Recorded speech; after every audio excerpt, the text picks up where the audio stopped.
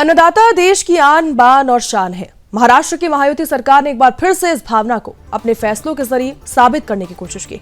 जहां मुख्यमंत्री देवेंद्र फडणवीस जो हैं, उनके नेतृत्व वाली महायुति सरकार ने किसानों के लिए राज्य के इतिहास की सबसे बड़ी कर्ज माफी योजना की घोषणा कर दी है। सरकार ने 36,585 करोड़ रुपए की कर्ज माफी जो है उसको मंजूरी दी है, जिससे करीब 56 लाख किसानों को सीधा लाभ मिलने का दावा किया गया है। वास्तव में ऐसे समय में जब किसान मौसम की अनिश्चितता, बढ़ती खेती जो है लागत और आर्थिक चुनौतियों का सामना कर रहे हैं, सरकार ने इस फैसले के माध्यम से किसानों को बड़ी राहत देने का प्रयास किया है। मुख्यमंत्री देवेंद्र फडणवीस ने मानसून सत्र से पहले आयोजित प्रेस वार्ता में कहा कि कर्जमाफी किसी भी समस्या का स्थायी समाधान नहीं होता, लेकिन जब किसान संकट में हो तब सरकार का दायित्व है कि वे इसे मजबूती से इसके साथ खड़े रहें। उन्होंने कहा कि इस योजना का उद्देश्य किसानों को कर्ज से बोझ से मुक्त करने, उसे दोबारा आर्थिक रूप से सशक्त बनाना है, ताकि वे नई ऊर्जा और आत्मविश्वास के साथ खेती कर सकें।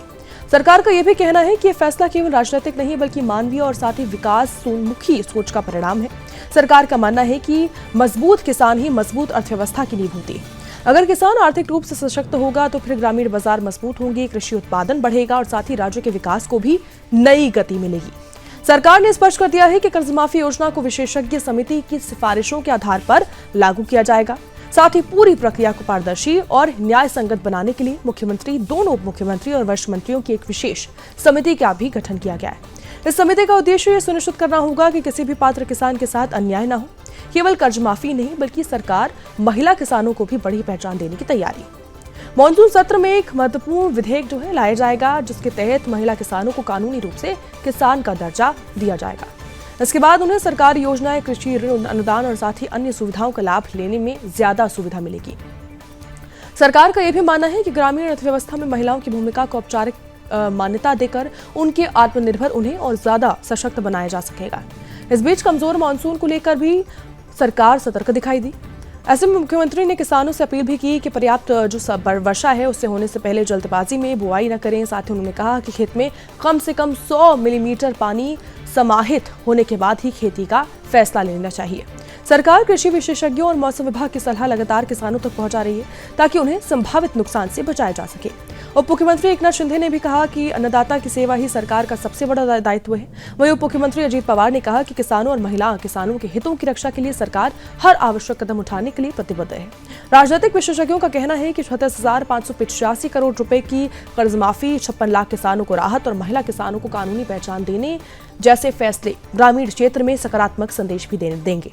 सरकार का स्पष्ट संदेश है कि जब अन्नदाता मजबूत होगा तब महाराष्ट्र और दोनों जो देश और महाराष्ट्र साथ ही मजबूत होंगे।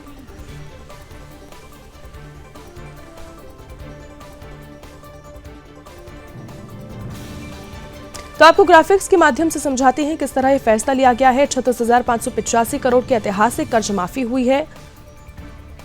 56 लाख किसानों को इससे सीधे लाभ मिलने जा रहा है। और फडणवीस सरकार का देखिए किसान को लेकर यह बड़ा फैसला, किसानों में इसको लेकर बेहद खुशी है। अन्नदाता को अब बड़ी संकट से राहत मिली है।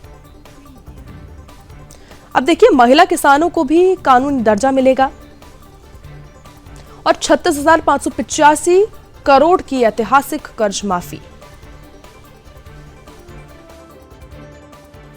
आता त्यांनी कर्जमाफीच्या संदर्भात देखील याच्यामध्ये सूतोवाच केलेला आहे।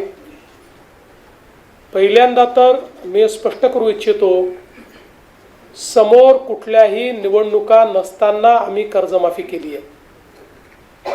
केवळ विधानसभाच नाही तर आम्ही स्थानिक स्वराज्य संस्थाच्या निवडणुका जिंकलेलो आहोत। तरी देखील आम्ही हा विचार केला नाही की आता काय करायचं आहे। आता 2029 ची निवडणूक आहे, त्यामुळे 28 किंवा 29 मध्ये कर्जमाफी करू असा विचार आम्ही केला नाही, कारण आमच्याकरता कर्जमाफी। और बड़ी खबर की अगली बात करेंगे अब।